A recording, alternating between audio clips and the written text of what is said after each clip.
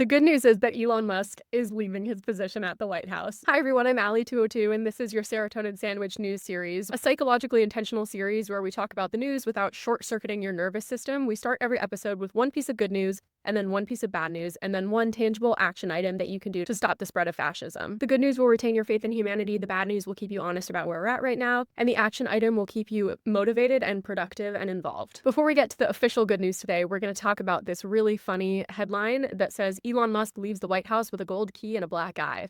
Tough. This other article from NPR starts out, Elon Musk is leaving his role as the guiding force behind Doge after facing legal setbacks, clashes with cabinet members, and little evidence to support claims of savings or government efficiency. Musk joined President Trump for a final press conference in the Oval Office on Friday, capping a 130-day tenure that also saw Musk face rising unfavorability numbers, financial stress on his business empire, and a rift between the world's richest man and its most powerful political leader. I'm excited that Elon Musk is leaving the White House, but I will say that insofar as Doge exists, I honestly kind of like having Elon Musk at the helm of it because it brings a lot of attention to the fact that what they're doing is so messed up. It's easier for us on the left to break through to low information voters about how ridiculous the stories coming out of Doge are when we have Elon Musk in the headline. So if the Trump administration is going to be doing the exact same thing, I kind of wish that Elon were attached to it because it helps us with our messaging, but it also is really fun to see him officially leaving because obviously he has become quite hated. So that's the fake good news story. Let's switch over now to a good news story about tariffs. The moral of the story is that Trump's tariffs are running into legal trouble. Two separate federal courts have now invalidated his far-reaching tariffs on dozens of countries, striking down, for example, the 30% tariffs imposed on China, as well as the baseline 10% tariff that he put on basically all imports into the country. The Trump administration immediately appealed these decisions, and now a federal appeals court has temporarily reinstated the tariffs, saying, okay, they're back on while we judge this court case ourselves. So the appeals court is going to be deciding whether they agree with or disagree with the lower court's decision,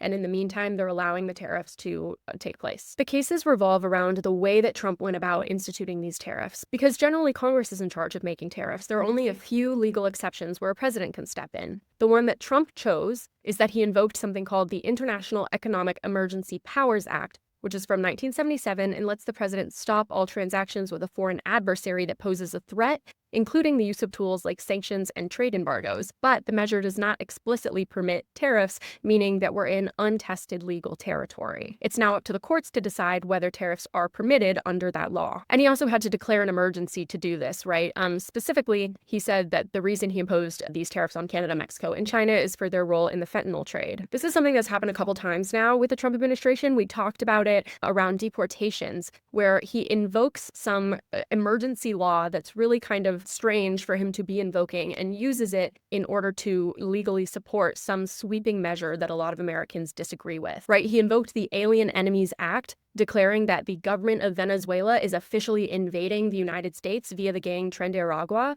which has not held up in court so far, but it's just an example of how he keeps invoking these emergency legal loopholes to complete his agenda, and the court system is not necessarily siding with him on those decisions. Trump is, of course, truthing up a storm. He's saying things like, where did these initial 3 judges come from? How is it possible for them to have potentially done so much damage to the United States of America?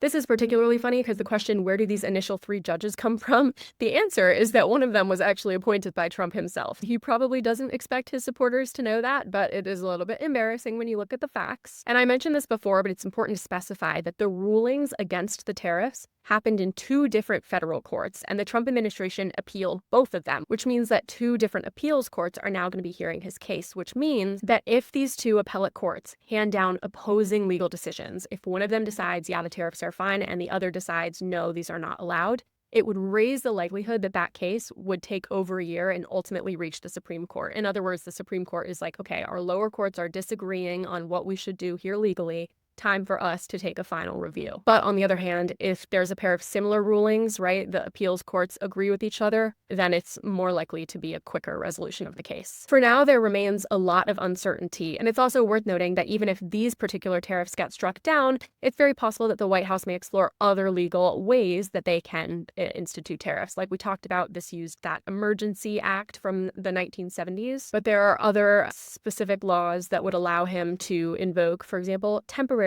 tariffs, one that would let him have country-specific tariffs of up to 15% for 150 days. There's a bunch of different options here, but if he loses this court case, he'll be slowed down, is the moral of the story. He won't be able to do as many tariffs, and he will have to completely rethink all of his legal processes. His administration will probably have to start doing investigations into different countries to prove that the tariffs that they're doing are legal under all the different laws that they start choosing. Like, it just makes it more difficult for them to accomplish their goals, which, when their goal is something that is really bad for the economy, that's good. We want to buy ourselves time. This hasn't been intentional, but I'm noticing that as I do more of these episodes, a lot of our good news stories revolve around wins in the courts. And I think that's something worth emphasizing, right? That the checks and balances of our government are here for a reason, and it is really worth opposing the Trump administration right now, because we are having wins against them in other sections of the government. And a quick reminder that if you're liking this video, to leave a thumbs up and a comment below, because this video series is new, and so it would extremely help the algorithm. The bad news story that we have today is that the Trump administration is halting student visa appointments ahead of what they say are going to be expanded social media vetting that they are framing as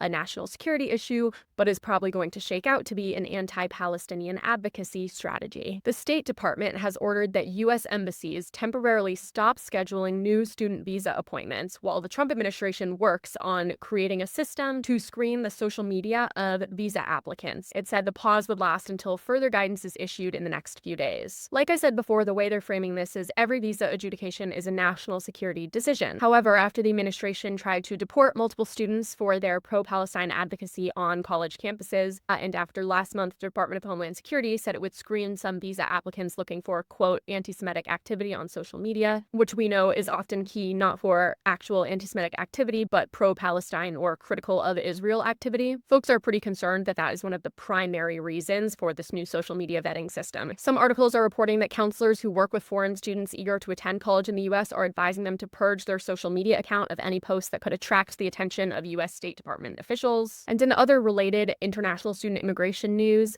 the State Department also announced that it's aggressively targeting an additional group of Chinese scholars out of national security concerns. Marco Rubio said the government would be looking to revoke the visas of Chinese students, quote, with connections to the CCP, the Chinese Communist Party, or studying in critical fields. Still a bit unclear what that critical fields means, and also unclear how they would determine who has ties to the Chinese Communist Party. So the moral of this story, right, is that it's another means for the Trump administration to try to suppress political dissent. This is obviously creating a bunch of turmoil for international students who are planning to come to the U.S., but also international students that are already here and are unsure if they're going to be able to finish their degrees. And it's not particularly good for universities, many of whom rely on an international student population to fill up their student body, but also to pay so much money, because international students typically pay full tuition, and they are, for example, making it possible for schools to provide more financial aid to domestic students. As with everything Trump is doing with immigration right now, this is an unfolding story, and I will keep you all posted in future episodes. In the meantime, let's transition to the third section of this video, which is what you can do. Greta Thunberg and other activists are currently aboard a ship headed for Gaza. The ship is called the Madeleine, and it's a boat in the Freedom Flotilla, the goal of which is to break the humanitarian siege on Gaza and bring in aid. They would be carrying a small amount of aid, but they say that more than anything, it's symbolic. 1 month ago, a different ship in the Freedom Flotilla was POW'd by Israeli forces, and Senator Lindsey Graham actually tweeted about an article about the Freedom Flotilla, "Hope Greta and her friends can swim," implying we're gonna attack you, which is really crazy, especially considering there's literally an American citizen on board. So a U.S. senator is threatening violence against an American citizen that is just trying to bring food to a starving population, which, as some Twitter users have pointed out, is not super Christian of him. Anyways, on the Freedom Flotilla website, they have a section called Donate and Help. They have one section that says sign our petitions, one donate, and an I want to help tab. I'm going to show you all of these real quick. Okay, first and foremost, sign our petitions. There's one link that's called the Madeleine Safety Petition. Okay, that's the boat that Greta is currently on. Once you put in your information and click on start writing, you're basically writing a letter that gets sent to a bunch of different people in the Israeli government. Please only do this if you feel safe, okay? The Israeli government is the Israeli government, so this is an option of something that you can do right now, but you certainly don't need to. The letter talks about how the Madeleine is carrying unarmed civilians and humanitarian cargo, including baby formula, medical supplies, etc. It says, let it be stated unequivocally, any interception, attack, sabotage, or interference with a Madeleine or its civilian passengers or crew will constitute a deliberate, knowing, and unlawful attack on civilians and a violation of international law. So you have the option to go ahead and send that letter. The other action items that they have on their page, this donation page where you can donate to a number of like subsects of their organization. So for example, US Boat to Gaza if you click on that. They have a PayPal that you can click. I'm going to be just linking this main hub donation page, okay? And then you can click on whichever link that you want to specifically donate to. But know that it will take you to this page if you choose the US one, where you would use this PayPal option here. Finally, if you're feeling like you have a lot of time on your hands, you can go to the I Want to Help page, where they give a big overview of all the different things you can do for them. You can donate to one of their partners, you can volunteer your time and skills to join one of their organizing teams, you can be a part of the ground crew. Space on board is limited, but anybody can quote unquote volunteer on land. You can follow them on socials, you can learn more about the links that they have attached to their page, you can share the Freedom Flotilla website, you can publish an op-ed, you can endorse the campaign, host fundraising events, join a campaign team near you, etc. You can look through this website yourself if any of these are sticking out to you. Okay, my final clip didn't save, so don't mind me. I highly recommend following the Freedom Flotilla on Instagram as a very safe, money-free option for how you can support them right now. Again, please don't feel pressured to do those other action items, only if you feel safe and or have the money to donate. Thanks for sticking to the end of the video. Again, I'm going to be hopefully posting these Mondays, Wednesdays, and Fridays, both here on YouTube and on Substack. I have linked my Substack below. That's if you want to get a written newsletter format of these videos. And remember to turn your post notifications on for my page, since these long videos won't just automatically come up in your shorts feed like most of my videos do. You actually have to have your notifications on to be aware that these videos are coming out. I appreciate your support so much, and I will see you in a couple days.